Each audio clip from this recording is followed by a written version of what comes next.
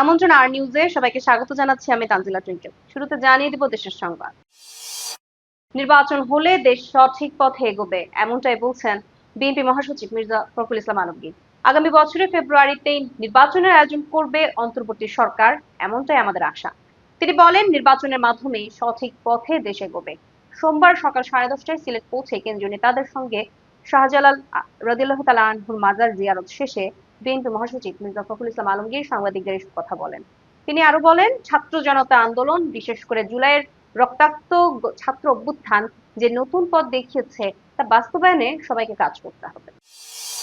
মুসলিম বিশ্বে সহায়তা প্রদানের লক্ষ্যে ইসলামী এনজিওদের আরও বেশি সামাজিক ব্যবসার উদ্যোগে যুক্ত হওয়ার আহ্বান জানিয়েছেন অন্তর্বর্তী সরকারের প্রধান উপদেষ্টা অধ্যাপক ডক্টর মোহাম্মদ ইউনূস। রোববার ঢাকায় রাষ্ট্রীয় অতিথি ভবন যমুনায় বিভিন্ন মুসলিম দেশের এনজিওদের একটি প্রতিনিধি দল প্রধান উপদেষ্টার সঙ্গে সাক্ষাৎ করতে গেলে তিনি এ আহ্বান জানান। অধ্যাপক ডক্টর মোহাম্মদ ইউনূস বলেন, আমাদের বিশ্বে আমরা নারীদের স্বাস্থ্য সেবাকে গুরুত্ব দেই। যদি আপনি গরিব হন, তাহলে আপনার স্বাস্থ্যসেবা নিয়ে সমস্যা থাকবে। আমরা স্বাস্থ্যসেবাকে গরিবদের সহায়তার একটি উপায় হিসেবে দেখেছি। তিনি আরো বলেন, সামাজিক ব্যবসা এই সহায়তা প্রদানের একটি ভালো উপায়। সারা বিশ্বের তরুণদের সামাজিক ব্যবসায় যুক্ত হয়ে উদ্যোক্তা হতে উৎসাহ দেওয়া হচ্ছে বলে তিনি উল্লেখ করেন।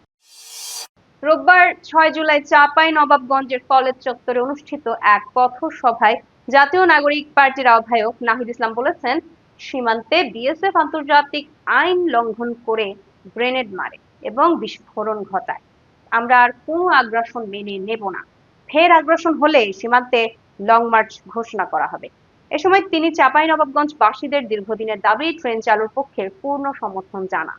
দলটির পক্ষ থেকে এক বিজ্ঞপ্তিতে এসব তথ্য জানানো হয়েছে। এর আগে জাতীয় নাগরিক পার্টির নেতারা চাঁপাইনবাবগঞ্জে জুলাই আন্দোলনের শহীদদের প্রতি গভীর শ্রদ্ধা জ্ঞাপন করেন। ঢাকা শিক্ষা বোর্ডের পরীক্ষা নিয়ন্ত্রক অধ্যাপক এস.এম. কামাল উদ্দিন হায়দার জানিয়েছেন, 10, 11 ও 12 জুলাই এই 3টি তারিখের মধ্যে যেকোনো একদিন ফল প্রকাশের জন্য প্রস্তাব দেওয়া হয়েছে। তিনি বলেন, এরই মধ্যে ফল প্রকাশের সম্ভাব্য তারিখ নির্ধারণ করে এ সংক্রান্ত প্রস্তাব শিক্ষা মন্ত্রণালয়ে পাঠানো হয়েছে।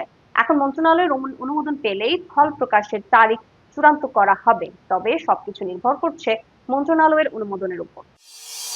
রোববার 6 জুলাই রাত 8টার দিকে রাজশাহী মহানগরের 0 পয়েন্টে এনসিপির পদযাত্রা শেষে আয়োজিত সমাবেশে জাতীয় নাগরিক পার্টির দক্ষিণাঞ্চলের মুখ্য সংগঠক ও জুলাই আন্দোলনের অন্যতম নেতা হাসনাত আব্দুল্লাহ সাংবাদিকদের উদ্দেশ্যে হুমকি দিয়েছেন। হাসনাত আব্দুল্লাহ বলেন, খুনি হাসিনার পক্ষে বসুন্ধরার মিডিয়া যে ভূমিকা পালন করেছে, আমরা তা ভুলে যাইনি। বসুন্ধরা গ্রুপের সাংবাদিকরা আবারও নগ্নভাবে অপরাধের বৈধতা দিতে মাঠে নেমেছেন। তারা আরেকটি 1-11 ঘটানোর ষড়যন্ত্র করছেন। জনগণ তা কখনো বরদাস্ত করবে না। তিনি আরো বলেন, দেশের মানুষের ভোটাধিকার ও ন্যায্য অধিকার ফিরিয়ে আনতে জুলাই আন্দোলন অব্যাহত থাকবে। জনগণকে সঙ্গে নিয়ে এই আন্দোলন চূড়ান্ত লক্ষ্য অর্জন না হওয়া পর্যন্ত চলবে। সমাবেশে জাতীয় নাগরিক পার্টির কেন্দ্রীয় ও স্থানীয় নেতারা উপস্থিত ছিলেন। সাংবাদিকদের নয়, বসুন্ধরা মিডিয়াকে হুমকি দিয়েছেন বলে মন্তব্য করেছেন জাতীয় নাগরিক পার্টির দক্ষিণাঞ্চলের মুখ্য সংগঠক হাসনাত আব্দুল্লাহ। রোববার 6 জুলাই রাতে বেশ কয়েকটি দৈনিক অনলাইন ভার্সনে সাংবাদিকদের হুমকি দিলেন হাসনাত আব্দুল্লাহ শিরোনামে প্রতিবেদন প্রকাশ করা হলে এমন মন্তব্য করেন তিনি। এদিন রাত 9টা 40 মিনিটে একটি গণমাধ্যমের ফেসবুক পেজে শেয়ার করা প্রতিবেদনটির কমেন্টে তিনি এই মন্তব্য করেন। কমেন্টে হাসনাত লিখেছেন, সাংবাদিকদের নয়, বসুন্ধরা মিডিয়াকে হুমকি দিয়েছি।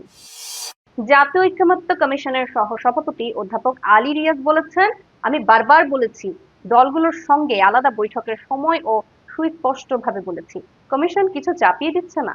সব বিষয়ে একমত হওয়ার কোনো বিষয় নেই। আমরা সব বিষয়ে একমত হব না। সোমবার 7 জুলাই ফরেন সার্ভিস একাডেমির রাজনৈতিক দলগুলোর সঙ্গে দ্বিতীয় ধাপের সংলাপে 10 দিনের সূচনা বক্তব্যে এসব কথা বলেন তিনি। সোমবারে আলোচ্য সূচি হচ্ছে উপজেলা পর্যায়ে অধস্তন আদালতের সম্প্রসারণ, জরুরি অবস্থা ঘোষণা এবং নারী প্রতিনিধিত্ব। এবার আন্তর্জাতিক সংবাদ। 12 দিনের সংক্ষিপ্ত যুদ্ধের পর ইসরায়েল ও ইরানের মধ্যে যুক্তরাষ্ট্রের মধ্যস্থতায় একটি যুদ্ধবিরতি কার্যকর হয়েছে। এটিকে টেকসই হিসেবে নয়, বরং কৌশলগত বিরতি হিসেবেই দেখছেন তেহরান। দীর্ঘদিনের স্ট্র্যাটেজিক পেশেন্স বা কৌশলগত ধৈর্যের নীতির অংশ হিসেবে ইরান এখন নিজেদের নতুন করে সাজাচ্ছে এবং দীর্ঘমেয়াদী সংঘাতের জন্য প্রস্তুতি নিচ্ছে। এ যুদ্ধে ইসরায়েল নিজেদের বিজয়ী দাবি করলেও ইরান নিজেদের বিজয়ী বলে মনে করছেন। বিশ্বের অন্যতম ধনী ব্যক্তি ও টেসলা স্পেস এক্সের সিইও ইলন মাস্ক যুক্তরাষ্ট্রে নতুন একটি রাজনৈতিক দল গঠনের ঘোষণা দিয়েছেন। তার নতুন দলের নাম আমেরিকা পার্টি। এটি যুক্তরাষ্ট্রের প্রচলিত দুই দল রিপাবলিকান ও ডেমোক্রেটের বিকল্প হিসেবে কাজ করবে। সম্প্রতি সাবেক মার্কিন প্রেসিডেন্ট ডোনাল্ড ট্রাম্পের সঙ্গে মাস্কের সম্পর্কের অবনতি ঘটে। এর কিছুদিন পরই শনিবার নিজের মালিকানাধীন সামাজিক যোগাযোগ মাধ্যম এক্সে তিনি নতুন দলের ঘোষণা দেন। মাস্ক বলেন, আমরা একদলীয় শাসনের মধ্যে বসবাস করছি যেখানে অপচয় আর দুর্নীতির মাধ্যমে দেশকে দেউলিয়া করে দেওয়া হচ্ছে। আজ আমেরিকা পার্টি গঠিত হলো মানুষের স্বাধীনতা ফিরিয়ে দেওয়ার লক্ষ্যে। এবারে খেলার খবর। শ্রীলঙ্কার বিপক্ষে দ্বিতীয় ওয়ানডেতে জয় এনে সিরিজের সমতা ফিরিয়েছে বাংলাদেশ। সামনে এখন ইতিহাস গড়ার সুযোগ। প্রথমবার লঙ্কান মাটিতে ওয়ানডে সিরিজ জয়ের হাতছানি। তবে এই গুরুত্বপূর্ণ ম্যাচের আগেই শঙ্কা দেখা দিয়েছে দলের গুরুত্বপূর্ণ ক্রিকেটার ও সাবেক অধিনায়ক নাজমুল হোসেন শান্তকে নিয়ে। গতকাল পাল্লে-কেলেতে দ্বিতীয় ওয়ানডেতে ফিল্ডিংয়ের সময় চোট পান শান্ত। বাউন্ডারিতে ডাইভ দিতে গিয়ে পায়ের মাংসপেশিতে আঘাত পান তিনি। এরপর আর মাঠে নামা হয়নি তার। তখন থেকে বরফ দিয়ে প্রাথমিক চিকিৎসা চলছে। বর্তমানে তিনি বিশ্রামে আছেন এবং আগামী 24 ঘন্টা রাখা হবে পর্যবেক্ষণে। এরপর প্রাথমিক রিপোর্টের ভিত্তিতে এক্স-রে করানো হতে পারে। তারই উপর নির্ভর করবে শেষ ওয়ানডেতে তার খেলা হবে কিনা।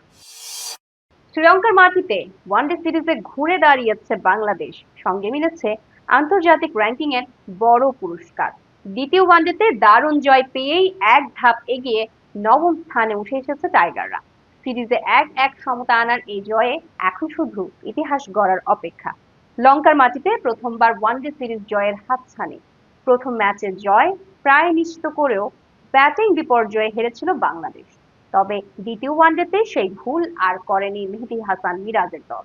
আর এই এক জয়ের সুবাদে মিলছে র্যাঙ্কিং এর বোনাস। দর্শক, এতক্ষণ সাথে থাকার জন্য ধন্যবাদ। পরবর্তী সংবাদ দেখার আমন্ত্রণ জানিয়ে শেষ করছি।